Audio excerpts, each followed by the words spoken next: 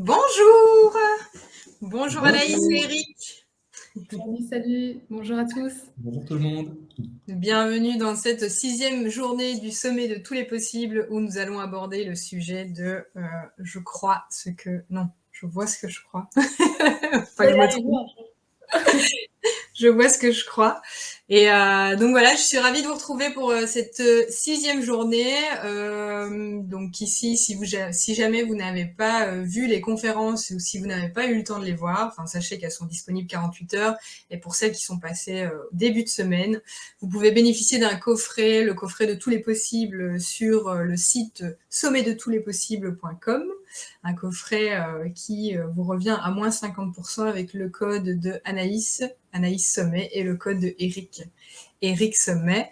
Et j'ai la joie de vous dire aussi que Anaïs et Eric nous proposent un atelier en live dans ce coffret, donc on aura l'occasion d'en parler durant la conférence. Bienvenue à tous les deux, je suis ravie d'avoir un couple, comme disait Eric, ça change vraiment la dynamique. Merci, ça fait plaisir que tu nous donnes aussi cet espace de parole. C'est toujours un plaisir pour nous de partager dès qu'on en a l'occasion. Donc, merci de l'invitation. Avec plaisir. Alors avant de commencer, la question fatidique, je vais vous demander de vous présenter à ceux qui ne vous connaissent pas. Je t'en prie. Non, Oui, alors commence, oui. Ok, commence. alors, du coup, moi, c'est Eric. On va dire rapidement, pour rester dans le thème de voir ce qui est possible, moi, pendant longtemps, j'ai rien vu. C'est-à-dire que j'ai fait ce qui m'a été enseigné. Et jusqu'à mes 32-33 ans, j'ai vécu la vie qu'on m'avait programmée, en fait, par l'éducation, l'école. Et puis, à un moment donné, vu que la récompense promise, c'est-à-dire le bonheur, n'était pas à la clé, j'ai cherché à savoir comment me renouveler, finalement. Donc aujourd'hui, j'ai changé, j'étais technicien chez Renault depuis 16 ans presque, et aujourd'hui, j'accompagne des personnes, particulièrement aujourd'hui des coachs, des thérapeutes, à pouvoir améliorer leur posture pour donner leur meilleur en séance. Donc c'est ce que je fais dans ma vie professionnelle. Et puis côté privé, j'ai envie de dire que j'aime bien dire ça, c'est que je fais ce que je veux, comme je veux, où je veux, avec qui je veux. Et puis, oui, c'est toi que j'avais. Et puis, du coup, le fait de se laisser porter par ça et donc du coup d'avoir un petit peu changé tout ce qui était à l'intérieur de moi en termes de conditionnement, peur, croyance, m'a permis et nous a permis du coup en discutant ensemble en cohérence de pouvoir construire cette vie qui est aujourd'hui notre idéal. Et c'est pour ça qu'on a partagé, on était déjà en Thaïlande, aujourd'hui on est au Portugal, demain on sera très probablement en France, et même très sûr. Et puis voilà, on se laisse porter par nos envies, par nos projets, et c'est comme ça que du coup je me présente, parce que je retire l'étiquette de juste un métier, et c'est plutôt une vie. Merci. Et alors moi c'est Anaïs. Que dire, c'est toujours compliqué les présentations, hein. Surtout que j'ai pas mal changé ces derniers temps parce que je viens de devenir maman il y a 6 mois. Alors c'est un petit peu, voilà, en plein changement d'identité, mais en clair, j'ai été pâtissière, chocolatière, j'ai voyagé dans le monde entier et c'est en voyageant, en partant seule voyager, que je me suis trouvée en fait moi-même. Et puis je suis revenue en France avec un petit peu plus d'idées de qui j'étais, de ce que je voulais faire. Et puis j'ai suivi mon cœur jusqu'à faire de la naturopathie, ensuite faire du coaching pour femmes, parce que j'avais envie d'accompagner les femmes à reprendre leur souveraineté, leur puissance, leur pouvoir et à accéder à la vie qu'elles méritent, qu'elles ont envie d'avoir, quoi. Comme moi, j'ai accédé à la vie que j'avais envie d'avoir en partant de rien. Je l'ai fait pour moi et je me suis dit, en fait, ça marche du tonnerre, je vais accompagner d'autres femmes à faire de même et à reprendre leur pouvoir et se replacer au centre de leur vie. J'ai mis tout ça en stand-by depuis 1 an avec ma grossesse et l'arrivée de notre enfant. Et puis aujourd'hui, voilà, je vais reprendre une activité autour du postpartum, de la grossesse, de l'accompagnement du couple. Voilà, ça sera toujours autour de la femme, toujours autour de la reprise de pouvoir, de confiance en soi, de confiance en la vie, euh, mais autour d'un thème plus spécifique de la maternité, la parentalité, voilà, le couple. Voilà. Mhm. Et voilà, je suis la chérie d'Éric, j'ai 29 ans et on habite au Portugal et on s'est créé une vie sur mesure. Voilà. Mhm. Ben, merci. En fait, c'est un peu pour ça que j'ai été vous chercher. C'est vraiment cette notion de dire, en fait, je fais ce que je veux parce qu'on nous a tellement appris à, non, dans la vie, on fait pas toujours ce qu'on veut. Donc voilà, c'est ça que je me suis dit, mais comment, en fait, comment ils ont fait? Et j'avais envie de montrer à toutes ces personnes que c'est possible, en fait, de faire ce qu'on veut, de faire l'activité qu'on veut et de le faire en plus en couple et avec un bébé. Mais justement, quand vous parliez de cette question qui fâche un peu, la question qu'est-ce que tu fais dans la vie? Qu'est-ce qui bloque un peu? Enfin, qu'est-ce qui vous paraît anormal quand on demande à quelqu'un qu'est-ce que tu fais dans la vie en fait? Est-ce que c'est normal qu'on nous définisse finalement à un métier? Pas du tout, parce qu'on est beaucoup plus qu'un métier et qu'on vient juger une personne par rapport à ce qu'elle accomplit comme métier, qu'est-ce qu'elle fait tous les jours. Mais moi, j'ai pu rencontrer énormément de personnes qui font un métier qui leur plaise pas, par exemple, et qui sont associées à ce métier, alors qu'elles sont... Enfin, on est beaucoup plus qu'un métier, en fait. Un métier, c'est ce qu'on fait pour être ancré, enfin, à la base, hein, pour être ancré dans la société et avoir de quoi se nourrir, etc. Mais on est beaucoup plus grand que ça et on peut se définir par plein d'autres étiquettes au final. Mais ce qui est bien, c'est d'enlever justement ces fameuses étiquettes et, de révéler vraiment qui on est, ce qu'on est, quoi. Moi, quand je rencontre une personne, je lui dis jamais ce qu'elle fait dans la vie, mais plutôt ce qu'elle aime, ce qu'elle est, enfin, d'où elle vient. Vraiment, j'essaie de creuser à l'intérieur, mais pas de, de faire sortir ces étiquettes et qu'elle me dise je fais ça. Voilà. Ouais, souvent on est résumé à ça. Je sais pas si tu veux ajouter quelque chose, Eric, par rapport à cette fameuse question. Ouais, moi je dirais que les étiquettes, en fait, je suis pas complètement contre.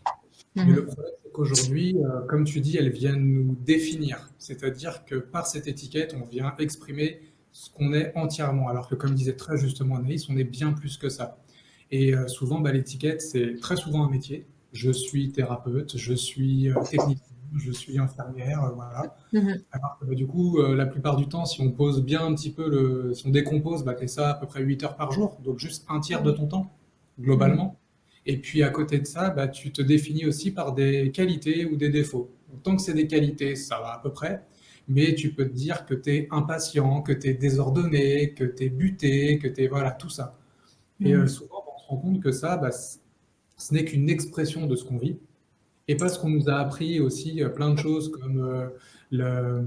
Mince, je retrouve plus les mots, mais bref, on nous a appris en gros à nous diminuer d'une certaine manière pour pas faire peur aux autres. Du coup, on focalise notre attention sur l'aspect du jugement de l'imperfection, quoi. Sur l'étiquette négative.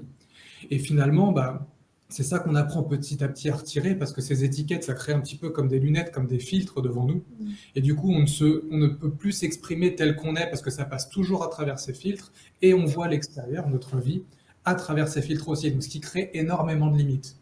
Et donc, c'est pour ça que moi, quand tu me demandes, présente-toi, j'aime bien dire que je suis moi dans tous les aspects de ma vie, que je fais ce que je veux, comme je veux, parce que c'est ça. Après, bien sûr, j'ai d'autres valeurs qui font que je ne vais pas empiéter non plus sur le bonheur des autres, ni sur j'ai envie de dire, voilà, le bien-être.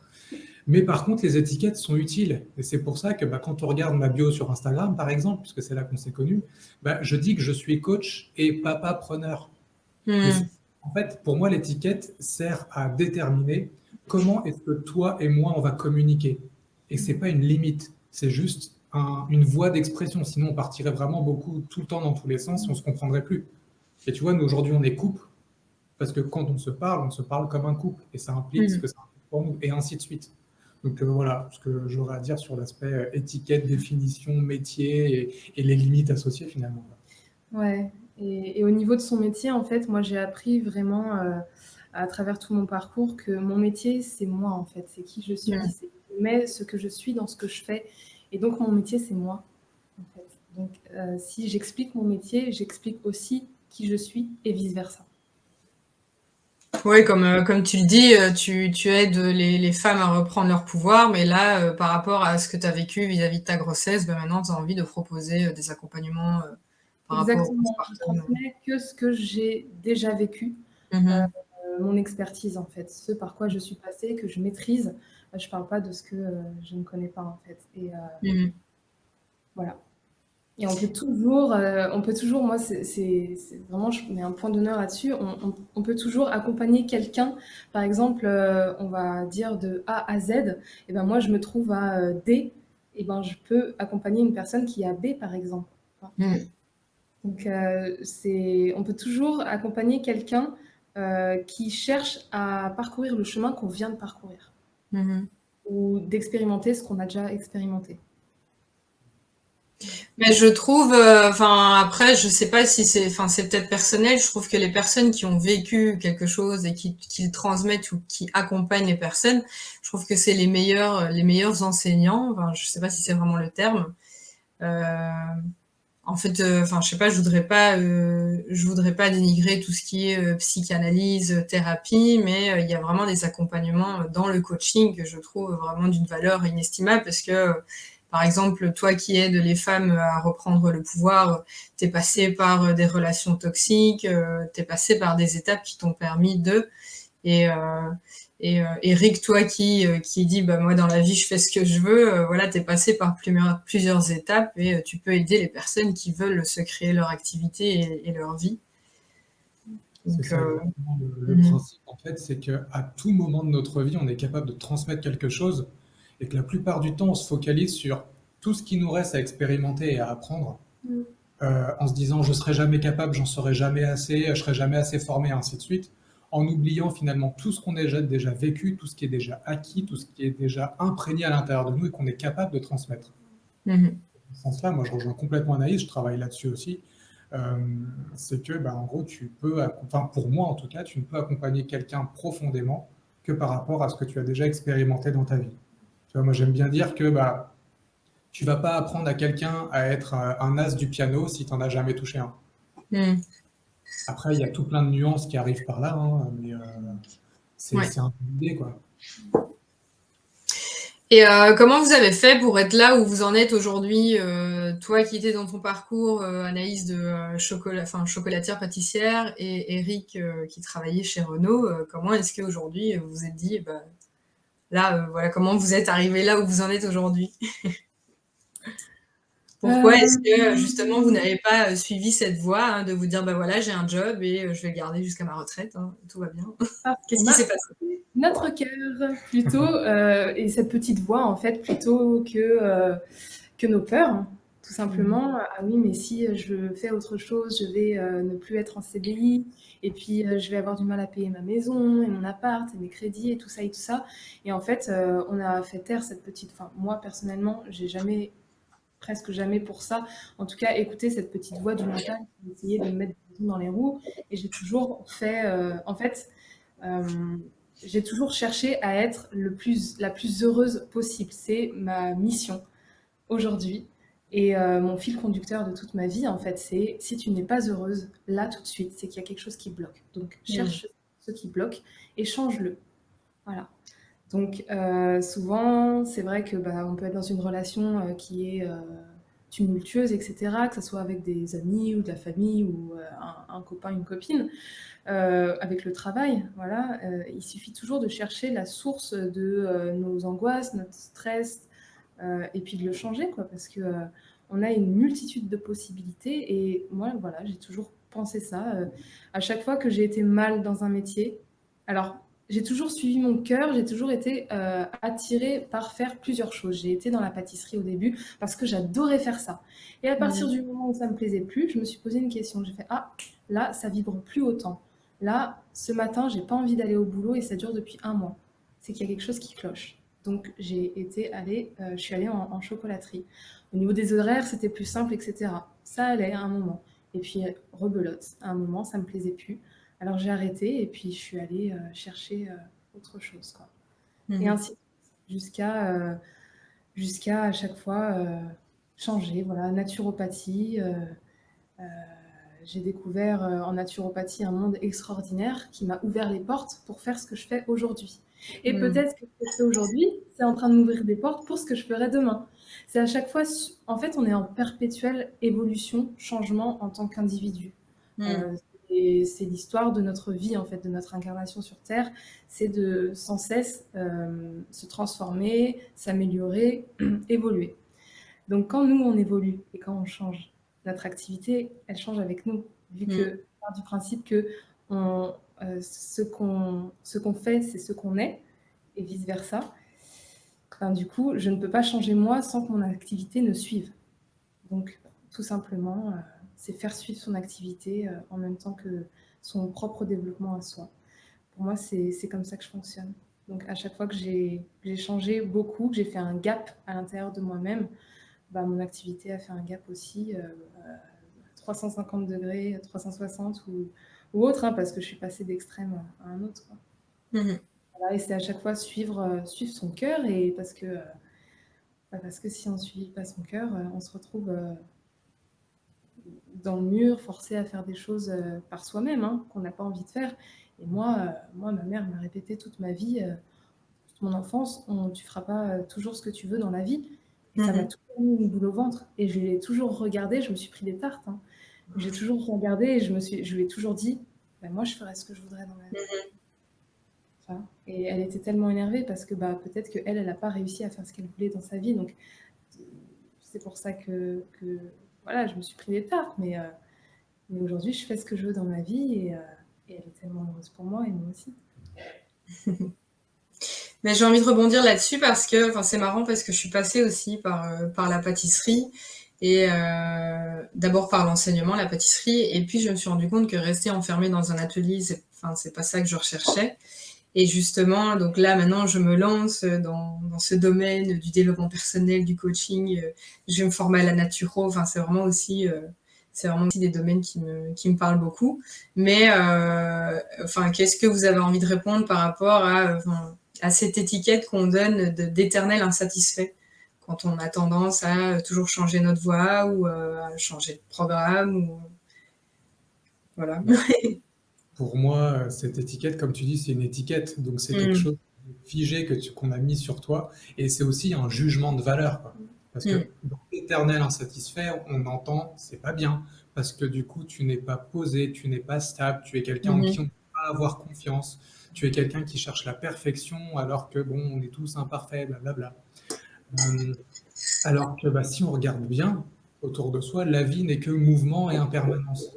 Donc, vu que nous, on est une expression de la vie, pourquoi on ne serait pas mouvement et impermanence, quoi. Donc après, moi, je distingue le fait de changer parce que tu te rends compte que tu arrives au bout d'une voie, et puis de changer parce que finalement tu te cherches, parce que tu te dis je cherche le truc parfait. Et tu vois, il y a deux trucs. C'est soit tu vas chercher le bonheur à l'extérieur et tant que tu l'as pas trouvé, tu continues, tu changes. Soit tu vas le chercher à l'intérieur et dans ce cas-là, tu es dans le mouvement. Et c'est ce qui fait que Anaïs, comme moi, on a entamé une école de naturopathie parce que c'était ce qui nous paraissait idéal quand on a cherché à faire autre chose que nos métiers actuels. Et une fois en naturopathie, à un moment donné, notre cursus, il durait 3 ans. Et au bout de 2 ans, on s'est dit, on a fait le tour et finalement, c'est pas tellement ça qu'on veut faire. Donc on a dit stop, on a suivi l'élan et on s'est orienté vers autre chose. Et t'expliques pourquoi on s'est rendu compte que c'était pas ça qu'on voulait faire. On a vu les limites en fait de l'accompagnement de la personne. Dans un cabinet ou non, rien à voir. C'est-à-dire que pour nous, en tout cas, ça a créé des limites parce que généralement, on faisait des accompagnements en one shot. C'est-à-dire tu vois une personne 2 heures, tu fais un compte de tout ce que tu sais et de tout ce que tu peux lui dire, et après la personne ne revient pas forcément. Je sais que personnellement, moi j'avais du mal aussi à travailler sur les maladies, parce que même si la naturopathie c'est de la prévention, beaucoup de gens viennent te voir parce qu'ils ont des problèmes, et généralement c'est des problèmes auxquels ils ne trouvent pas des solutions adéquates dans le domaine des standards. Ils viennent chercher ça, sauf que c'est pas du tout ça en naturopathie. Et du coup, pour moi, ça a créé une limite. Et je me suis rendu compte en essayant de pratiquer autrement que j'étais beaucoup plus à l'aise dans un autre domaine, c'est-à-dire, je vais dire, pour faire simple, l'aspect psycho-émotionnel des gens. Je me retrouvais plus là-dedans. C'était hyper fluide et facile pour moi de comprendre les gens, d'écouter leur histoire. Et c'est pour ça qu'après, bah, je me suis formé au Theta Healing et que je me suis dit pareil, c'est encore du one shot. Les gens sont dépendants de toi parce que c'est toi qui as l'outil, c'est toi qui as la technique. Et je me suis dit, j'ai envie de leur redonner leur autonomie. J'ai envie qu'ils aient plus besoin de moi, en fait. Et pour moi, mon accomplissement, c'est quand les gens savent faire par eux-mêmes et qu'ils ont plus besoin de moi. Et c'est pour ça qu'après, développer du coaching, c'est-à-dire de mettre en lumière ce qu'il y a chez les gens, leur donner les outils, leur apprendre à les utiliser et à être autonome, bah ça, c'est ma victoire. Et pour ça, bah, du coup, ça prend un petit peu de temps aussi. Ça se fait pas en une séance de 2 heures. Et c'est pour ça que, bon, en accompagnant pardon, plus longtemps, peu de gens, bah, je me suis retrouvé à être complètement épanoui là-dedans. Et ce qui fait que bah, c'est le travail qu'on fait aujourd'hui finalement, quoi. En tout cas, que c'est comme ça que moi je l'aborde, hein, si je peux préciser par rapport à Ouais. toi. Et moi, par rapport aussi à la naturopathie, c'est que les femmes qui venaient me voir, il y avait beaucoup de femmes qui venaient me voir, et pour régler leurs problèmes physiques, alimentaires. Souvent, c'était ça, hein, de revoir un programme alimentaire, etc. Et moi, je voyais que c'était pas la cause de leur mal-être, en fait. La cause, c'était un problème d'amour de soi, d'estime de soi, de confiance, des traumatismes qu'elles avaient vécus, etc. Et en fait, j'étais très frustrée parce que mon étiquette naturopathe et ma formation naturopathe ne me permettaient pas, ou en tout cas moi je ne me permettais pas d'aller creuser et d'aller carrément travailler sur leurs blessures, sur leurs émotions refoulées, etc. Donc j'étais en clair en train de faire sur de la surface, en fait. J'ai resté en surface et je voulais tellement plonger en elle pour vraiment remuer le fond et qu'elle guérisse sincèrement, faire un travail de fond. Et en fait, je me retrouvais frustrée avec la naturopathie parce que je voulais aller plus loin. Donc c'est pour ça que je dis que c'est une porte d'entrée. Parce que si j'avais pas eu de consultation, je me serais pas rendu compte que je voulais les accompagner à renaître à l'intérieur d'elles-mêmes. Tu vois. Donc tous les processus, toutes les étapes par lesquelles on passe sont importantes au final. On regrette jamais, on regrette rien, parce que c'est parce que j'ai fait de la pâtisserie que ensuite j'ai fait de la chocolaterie, c'est parce que ensuite j'ai fait de la naturo, et ensuite